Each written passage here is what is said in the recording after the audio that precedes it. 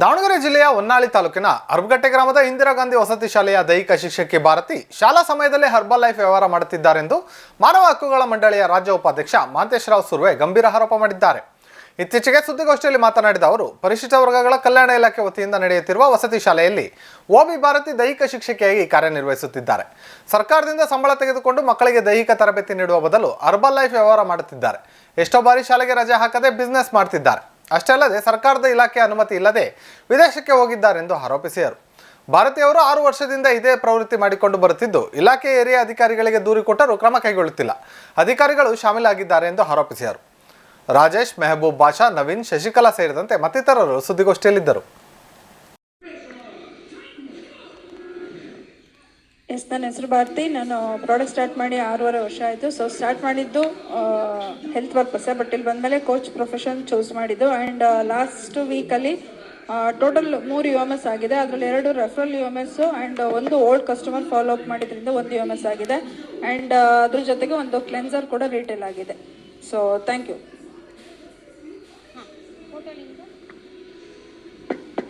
ಅಲ್ಲ, ಹೋದ ತಿಂಗಳು ಹರ್ಬಲ್ ಲೈಫಿಂದ ಟೋಟಲ್ ಇನ್ಕಮ್ ಎಷ್ಟು? ಹೋದ ತಿಂಗಳದ್ದು ಹರ್ಬಲ್ ಲೈಫಿಂದ 68,000 ಆಗಿದೆ. ಸೊ DD ಮತ್ತೆ ರಿಟೇಲು ಮತ್ತೆ ಕ್ಲಬ್ ಪ್ರಾಫಿಟ್ ಎಲ್ಲ ಸೇರಿ 68 ಆಗಿದೆ. ಬಟ್ ಈ UMS ಇಂದ 68,000 ಆಗಿದೆ.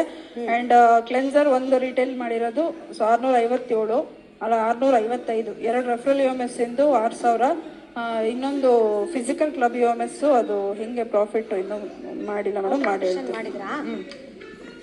ಭಾರತಿ ಮೇಡಮ್ ಅಂತಂದೇಳಿ ಹರ್ಬಲ್ ಈ ಇದರಲ್ಲಿ ಟೀಚರ್ ಇರ್ತಾರೆ, ಅವರು ದೈಹಿಕ ಶಿಕ್ಷಕಿ ಆಗಿರ್ತಾರೆ. ಈ ಮೇಡಮ್ ಕೆಲಸ ಏನಂದರೆ 6 ವರ್ಷ ಈ ವಸತಿ ಶಾಲೆಗೆ 6 ವರ್ಷ ಬಂದಾಗಿಂದ ಇಲ್ಲಿವರೆಗೂ ಈ ಅಮ್ಮ ಶಾಲೆಗಿಂತ ಜಾಸ್ತಿ ಒತ್ತು ಕೊಡ್ತಾ ಇರೋದು ಹರ್ಬಲ್ ಲೈಫ್ ಒಂದು ಕಂಪ್ನಿಯಲ್ಲಿ ವರ್ಕ್ ಮಾಡ್ತಾಯಿದೆ. ಈಗ ಈ ಅಮ್ಮನಿಗೆ 70,000 ರಿಂದ 75,000 ಸಂಬಳ ತೊಗೊಂಡ್ಬಿಟ್ಟು ಮತ್ತೆ ಹರ್ಬಲ್ ಲೈಫಲ್ಲಿ ಫರ್ ಮಂತ್ 60,000 ರಿಂದ 65,000 ರೂಪಾಯಿ ತನಕ ಹೊರಗಡೆ ಬೆನಿಫಿಟ್ ತೊಗೊತೈತೆ. ಹಾಗಾಗಿ ಈ ಶಾಲೆಯಲ್ಲಿ ಮೊನ್ನೆ ಒಂದು ಹುಡುಗ ಸೂಸೈಡ್ ಮಾಡ್ಕೊತಾನೆ. ಏನಂತಂದರೆ ಈ ಶಾಲೆಯಲ್ಲಿ ಶಿಕ್ಷಕರು ನೆಟ್ಟಿಗೆ ಯಾರೂ ಇರೋದಿಲ್ಲ, ಯಾವಾಗಲೂ ಬರ್ತಾರೆ ಯಾವಾಗಲೂ ಹೋಗ್ತಾರೆ ಕಂಪಲ್ಸರಿ. ಆಮೇಲೆ ಇದರಲ್ಲಿ ಏನಾಗಿದೆ ಅಂದರೆ, ಈ ಮೊನ್ನೆ ಒಬ್ಬ ಪೃಥ್ವಿರಾಜ್ ಅಂತಂದೇಳಿ ಅದೇ ಹೊನ್ನಾಳಿ ಒಬ್ಬ ಬಡ ಕುಟುಂಬದ ಹುಡುಗ ಎಕ್ಸಾಮ್ ಇನ್ನೂ 1 ದಿನ ಇದ್ದಾಗಲೇ ಅವನೇನೋ ಕೀಟ್ಲೆ ಮಾಡ್ದ ಅಂತಂದೇಳಿ ಆ ಹುಡುಗನ ಹಾಸ್ಟ್ಲಿಗೆ ಸೇರಿಸಿದ್ಮೇಲೆ ಆ ಹುಡುಗ SLC ಫೇಲ್ ಆಗಿ ಸೂಸೈಡ್ ಮಾಡ್ಕೊತಾನೆ. 8, 9ರಲ್ಲಿ ಒಳ್ಳೆ ಮಾರ್ಕ್ಸ್ ತೊಗೊಂಡಿರ್ತಾನೆ ಹುಡುಗ.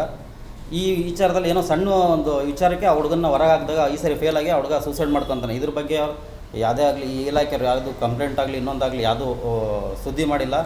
ನಾವು ವಿಚಾರ ಈ ಕ್ರಮ ನಾವು ಇದ್ರ ಬಗ್ಗೆ ತನಿಖೆ ಮಾಡೋಕ್ಕೆ ಅಂತ ನಾವು ನಮ್ಮ ಸಂಘಟನೆಯಿಂದ ಹೋದಾಗ, ಈಗ ಮೊನ್ನೆ ಪ್ರಿನ್ಸಿಪಲ್ ಅವ್ರ ಮನೆಯವರಿಗೆ ಕರೆದು ನಾನು ಏನೋ ನಿಮಗೆ ಸರ್ಕಾರದಿಂದ ಏನೋ ದುಡ್ಡು ಬರೋ ಹಾಗೆ ಮಾಡ್ತೀನಿ ಹಂಗೆ ಹೀಗೆ ಅಂತಂದೇಳಿ ಇದು ಆಶ್ವಾಸನೆ ಕೊಟ್ಟಿದ್ದಾರೆ. ಆಮೇಲೆ ಏನು ಇವರು ಭಾರತಿ ಮೇಡಮ್ ಅಂತ ಏನಿದ್ದಾರಲ್ಲ, 6 ವರ್ಷದಿಂದ ಇದೇ ವ್ಯವಹಾರ ಮಾಡ್ಕೊಂಡು ಬಂದು ಅದಾದಮೇಲೆ ಪ್ರಾಂಶುಪಾಲರು ಇದರಲ್ಲಿ ಏನೋ ತಿಂಗಳಿಂದ 4 ರಿಂದ 4.5 ಲಕ್ಷ ತನಕ ಬಿಲ್ ಸರ್ಕಾರದಿಂದ ಕ್ಲೈಮ್ ಮಾಡ್ಕೊತಾರೆ. ಅಲ್ಲಿ ಯಾವುದೇ ಥರ ರೇಷನ್ ಆಗಲಿ ಒಳ್ಳೆಯ ಹುಡುಗರಿಗೆ ಊಟದ್ದಾಗಲಿ ಯಾವುದೇ ಸೌಲಭ್ಯಗಳು ಇರೋದಿಲ್ಲ. ಇದ್ರ ಬಗ್ಗೆ ನಾನು ನಿಮಗೆ ಫೋಟೋ ಮುಖಾಂತರ ಆಮೇಲೆ GPRS ಫೋಟೋದ ಮುಖಾಂತರನೂ ಹಾಕಿದ್ದೀನಿ. ಇವತ್ತು ಶಾಲೆ ಅಲ್ಲಿ ಹಾಸ್ಟೆಲ್ ಒಳಗಡೆ 250 ಜನ ಮಕ್ಕಳು ಅಂತ ಹೇಳ್ತಾರೆ. ಪ್ರತಿಯೊಂದು ಜೂನ್ 1 ಅಟೆಂಡೆನ್ಸ್ ಫುಲ್ ಇರುತ್ತೆ. ಅಲ್ಲಿ ಯಾವುದೇ ಮಕ್ಕಳುಗಳಿರಲ್ಲ. ಹೆಚ್ಚು ಕಮ್ಮಿ ಜೂನ್ 10, 11, 15ನೇ ತಾರೀಕು ಆದ್ರೂ ಸಮೇತ ಲಾಕ್ ಆಗಿರುತ್ತೆ. ಲಾಕ್ ಆಗಿರುವಂಥ ವಿಡಿಯೋಗಳನ್ನು ನಾನು ಫೋಟೋಸ್ಗಳನ್ನು ಕೊಟ್ಟಿದ್ದೀನಿ. ಅದಾದಮೇಲೆ ಇಲ್ಲಿ ಏನಾಗಿದೆ ಅಂದರೆ, ಇಲ್ಲಿ ಪ್ರಾಂಶುಪಾಲರು ಇವರೇ ಅಟೆಂಡೆನ್ಸ್ ಹಾಕ್ತಾರೆ. ಆಮೇಲೆ ಮಕ್ಕಳದಾಗಲಿ ಎಲ್ಲರೂ ಇವರೇ ಅಟೆಂಡೆನ್ಸ್ ಹಾಕೋದು ಇವರೇನೆ. ಇಲ್ಲಿ ಇವ್ರ ಬಗ್ಗೆ ಏನಾದರೂ ಈ ಮೇಡಮ್ ಬಗ್ಗೆ ಆಮೇಲೆ ಪ್ರಿನ್ಸಿಪಾಲ್ರ ಬಗ್ಗೆ ಯಾರಾದರೂ ಅಲ್ಲಿ ಟೀಚರ್ಸ್ಗಳು ಯಾರಾದರೂ ಬೇರೆ ಯಾರು ಧ್ವನಿ ಎತ್ತಿದ್ರಂತ ಅಂತಾರೆ ಬಂದರೆ ಅಲ್ಲಿ ಅವ್ರನ್ನ ಇಟ್ಕೊಳ್ಳಲ್ಲ. ಬೇರೆ ಯಾವುದೋ ಒಂದು ಸಣ್ಣ ವಿಚಾರಗಳನ್ನ ಸಿಗಿಸ್ಬಿಟ್ಟು ಅವ್ರನ್ನ ಅಲ್ಲಿಂದ ಎತ್ತಂಗಡಿ ಮಾಡಿಸ್ತಾರೆ. ಆಮೇಲೆ ಈ ಪ್ರಕರಣನ ನಾನು ED ಅವ್ರಿಗೆ ಕೊಟ್ಟಿದ್ದೀನಿ, JD ಅವ್ರಿಗೆ ಕೊಟ್ಟಿದ್ದೀನಿ. ಆಮೇಲೆ ಇದಕ್ಕೆ ಸಂಬಂಧಪಟ್ಟ ಎಲ್ಲ ಇಲಾಖೆಯಲ್ಲೂ ನಾನು ಮೇಲ್ ಮಾಡಿದ್ದೀನಿ. ಈಗ ಕೊಟ್ಟಾಗಲೇ 1.5 ತಿಂಗಳಾದರೂ ಯಾವುದೇ ಕ್ರಮ ತೊಗೊಂಡಿಲ್ಲ. ಆಮೇಲೆ ಈ ಪ್ರಕರಣ ನಾನು ಗೌರ್ಮೆಂಟ್ ಇದನ್ನು ಕಂಪ್ಲೇಂಟ್ ಮಾಡಿದಾಗ, ಈಗ ನಾನು ಈ ಪ್ರಕರಣ ಎಲ್ಲೂ ಬಹಿರಂಗ ಮಾಡಬಾರ್ದು ಅಂತಂದೇಳಿದು ಪರ್ಸ್ನಲಾಗಿ ಕೊಟ್ಟಿರ್ತೀನಿ. ನನ್ನ ನಂಬರ್ನ ಅಧಿಕಾರಿಗಳು ಅವ್ರ ಕಡೆ ಕೊಟ್ಟು ನನಗೆ ಅಲ್ಲಿಂದ ಅವ್ರ ಕಡೆಯಿಂದ ಇವ್ರ ಕಡೆಯಿಂದ ನನಗೆ ಫೋನ್ ಮಾಡಿಸ್ತಾರೆ. ಏನೋ ದುಡ್ಡಿನ ಆವಿಷ್ಕಾರ ಕೊಡ್ತಾಯಿದ್ದಾರೆ. ಆ ವಿಚಾರವಾಗಿ ಈ ವಿಚಾರಕ್ಕೆ ಸಂಬಂಧಪಟ್ಟಂಥ ಎಲ್ಲ ದಾಖಲಾತಿಗಳು ನಿಮಗೆ ಕೊಟ್ಟಿದ್ದೀನಿ. ಆಮೇಲೆ ಈ ಅಮ್ಮ 6 ವರ್ಷದಲ್ಲಿ ಈಗ ಎಷ್ಟು ದುಡಿಮೆ ಆಗಿದೆ. ಆಮೇಲೆ ತಿಂಗಳಿಗೆ ಅದಾದಮೇಲೆ ಈ ಅಮ್ಮ ಫಾರಿನ್ ಟ್ರಿಪ್ ಸಮೇತ ಹೋಗುತ್ತೆ. ಇಲ್ಲಿ ಅಟೆಂಡೆನ್ಸ್ ಇರತ್ತಿಲ್ಲ. ಇಲ್ಲಿ ಪ್ರೆಸೆಂಟ್ ತೋರಿಸ್ಕೊಂಡೆ ಆಗಲೇ ಫಾರಿನಲ್ಲಿ ಇರ್ತದೆ. ಯಾಕಂದರೆ ಇವರೆಲ್ಲ ಇಲ್ಲಿ ಹೊರಗಡೆ ಇದೆ, ನಾನು ಹಾಕಿದ್ದೀನಿ ಸರ್. ಅದು ಕೆಲವು ವೀಡಿಯೋಗಳಿದೆ, ನಮಗೆ ವೀಡಿಯೋನು ಪ್ಲೇ ಮಾಡಿ ತೋರಿಸ್ತೀನಿ.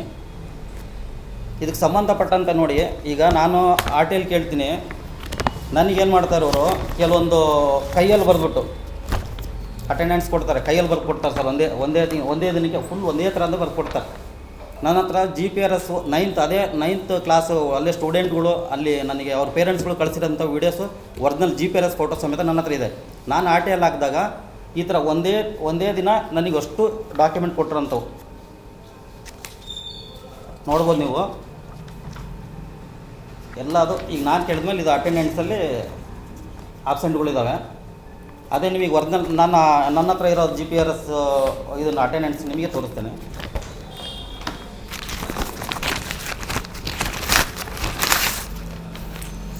ಇದು 7th 9th ಒರಿಜಿನಲ್ ರೀ. ನಾನು ಫೋಟೋ ತೊಗೊಂಡು ಬಂದಿರೋದು. ಅಲ್ಲಿ ಪೇರೆಂಟ್ಸ್ಗಳ ಹತ್ರ ಹೋಗಿ ಇದ್ರ ಬಗ್ಗೆ ಗಲಾಟೆ ಮಾಡ್ತಾರೆ, ಮಕ್ಕಳದು ಅಟೆಂಡೆನ್ಸ್ ನೆಟ್ಗೆ ಹಾಕಲ್ಲ, ನೀವು ಈ ಥರ ಹಿಂಗಿಲ್ಲ ಅಂತಂದೇಳಿ ಅಲ್ಲಿ ಪೇರೆಂಟ್ಸ್ ಕಡೆಯಿಂದ ನಾನು ಕಲೆಕ್ಟ್ ಮಾಡ್ಕೊಂಡೆ ಇವೆಲ್ಲನೂ ವಿತ್ GPRS ಫೋಟೋಸ್ ಇದೆ.